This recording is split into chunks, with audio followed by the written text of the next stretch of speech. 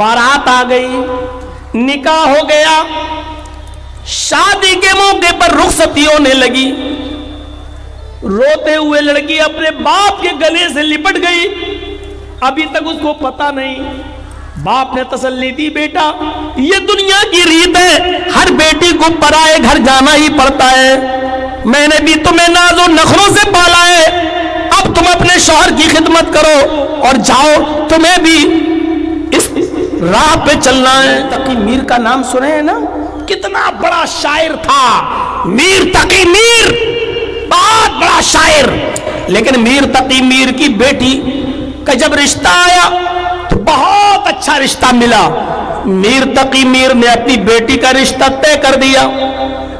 लेकिन 1 महीना पहले मीर तकी मीर के पास भी होने वाले दामाद ने जहेज की एक लिस्ट दे दी। लिस्ट देखकर मीर तकी मीर घबरा गया, लेकिन उसने सोचा कि मेरी बेटी खूबसूरत है और बेटा भी अच्छा है, चलो मेरे पास और कोई बेटे बेटियां नहीं है, यही एक बेटी है, अपनी बेटी के खुशहाली के लिए मैं सब कुछ करूंगा। बेटी को पता भी नहीं, बाप ने अपनी दुकान बेच दी,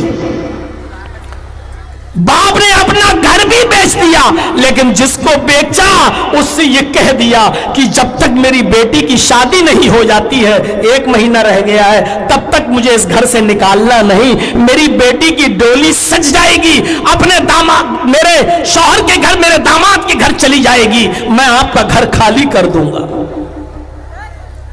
इधर डोली सज गई, महीना हो गया, बारात आ गई, निकाह हो गया, शादी के मौके पर रुखसती होने लगी।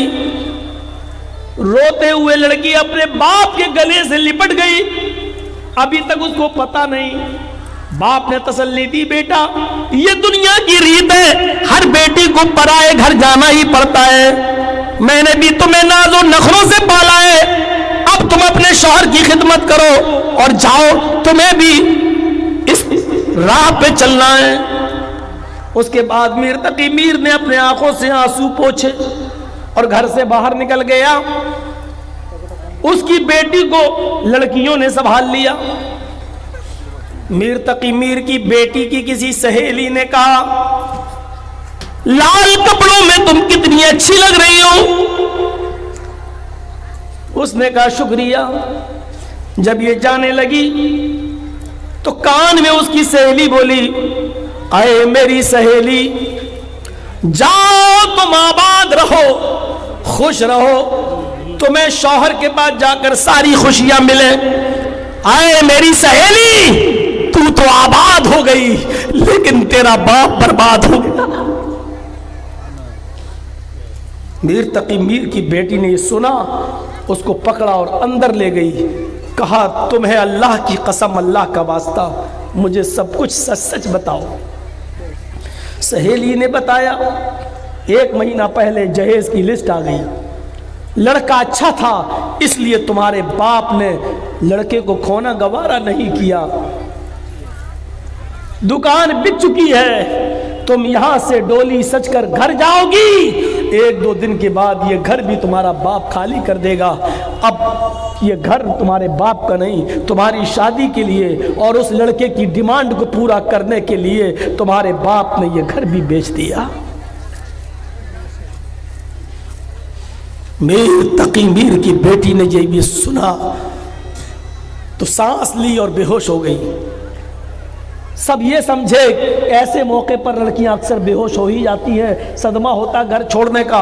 पानी के छींटे मारे उसको उठाकर गाड़ी में बिठा दिया गया और वो अपने ससुराल चली जाती है। मगरिब के बाद ससुराल गई, इशा के बाद ससुराल पहुंच गई। ससुराल में गांव की उस मोहल्ले की लड़कियां 2-3 घंटे तक उसको देखने आती रही, मुंह दिखाई की रस्म चलती रही। तकरीबन 11 या 12 बजे रात में उस लड़की का कमरा खाली किया गया और शौहर को उस लड़की के कमरे में भेजा गया।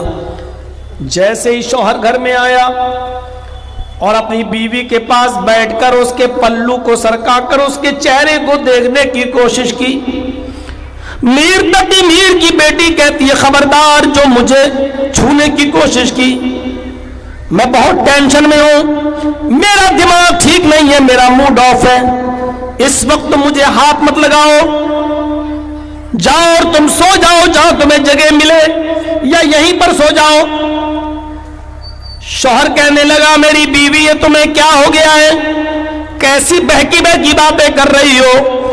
بڑی ارمانوں والی یہ رات ہوتی ہے، ہر شوہر کو اس رات کا انتظار ہوتا ہے اور بیوی کو بھی اس رات کا انتظار ہوتا ہے، تم نے پہلے ہی چھوٹ گئی، ہاتھ بھی نہیں لگانے دیا اور کہتی ہو کہ خبردار جو مجھے چھونے کی کوشش کی، اپنا کپڑا تک تو چھونے نہیں دے رہی ہو، اپنا جسم کیسے چھونے دو گی؟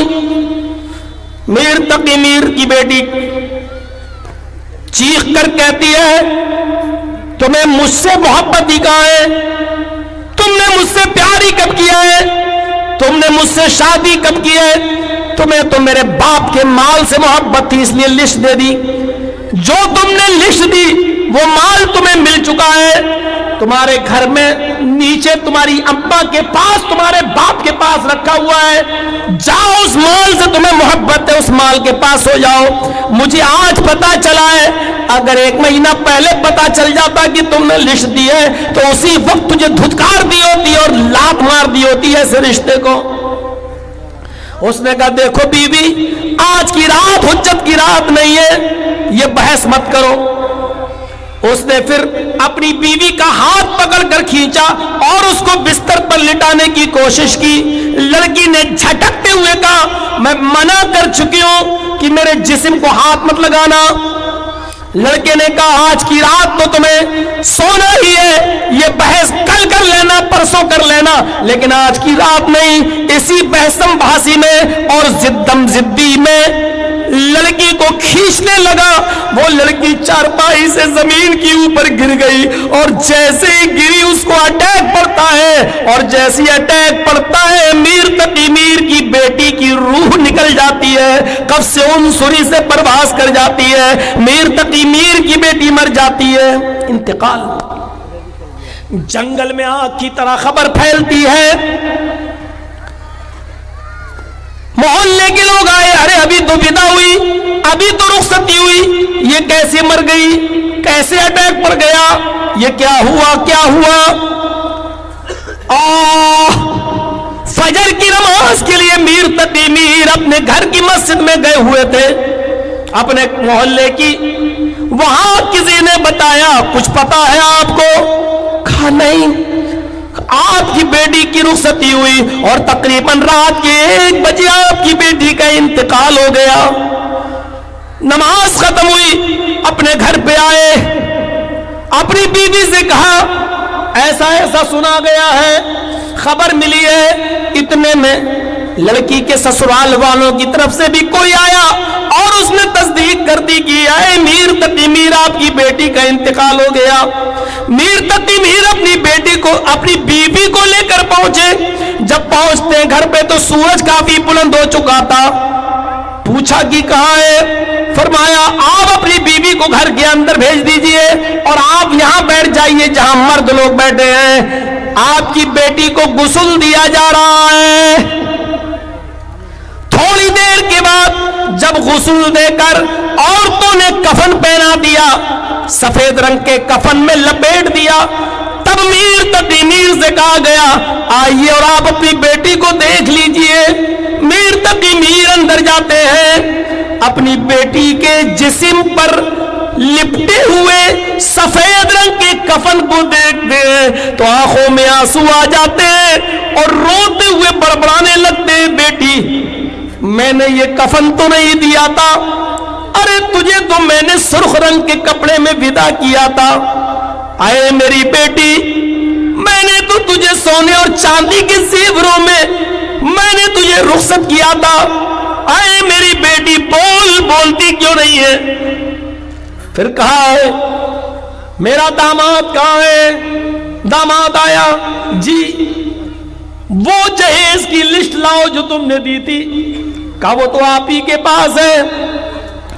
ہاں جیب میں ہاتھ ڈالا، کہا पूरी लिस्ट पढ़ के कहा ये सामान कहाँ सब मौजूद है। कहा फिर ये कफन कहां से आया, इस लिस्ट में कफन तो नहीं है।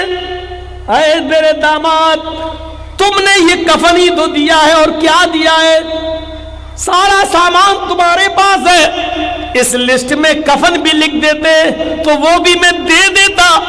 ये एहसान क्यों कर रहे हो मेरी बेटी के ऊपर, ये कफन तो तुमने नहीं लिखा। दामाद ने सर नीचे कर लिया।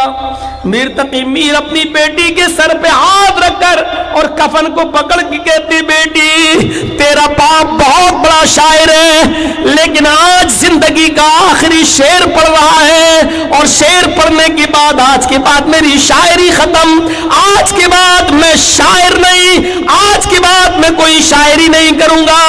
मीर तकी मीर ने अपनी बेटी का कफन पकड़कर हाथ में कफन का कपड़ा लेकर कहा, और ये जिंदगी का आखिरी शेर पढ़ा, अब आया है ख्याल आराम चाय से नाम मुरादी में, अब आया है ख्याल आराम जा इस नाम मुरादी में, कफन देना तुझे भूला था मैं असबाबे शादी में। आए मेरी बेटी सारी चीजें तुझे दी है, बस इस कफन की कमी थी जो तेरे दामाद ने नहीं लिखी थी, ये भी लिखता तो ये भी दे देता, यही कफन तुझे ससुराल से मिला है, यही एक कफन की कमी थी। अब आया है आराम जा इस नाम मुरादी में, अब आया है ख्याल आराम जा इस नाम मुरादी में, कफन देना तुझे भूला था मैं असबाब शादी में। आए मेरी बेटी यही कफन की कमी थी जो मैं भूल गया।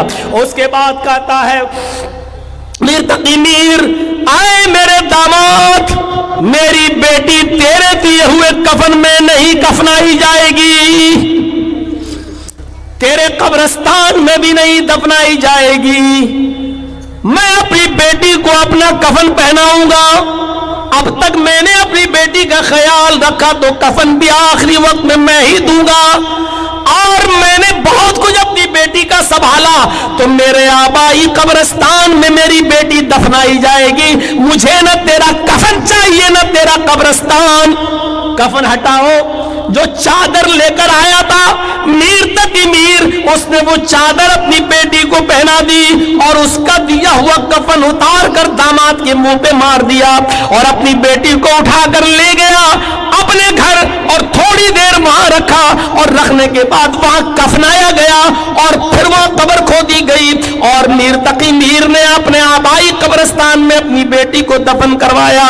मेरे प्यारे साथियों, ये जहेज की डिमांड है जिसने मीर तकी मीर की बेटी की जान ले ली।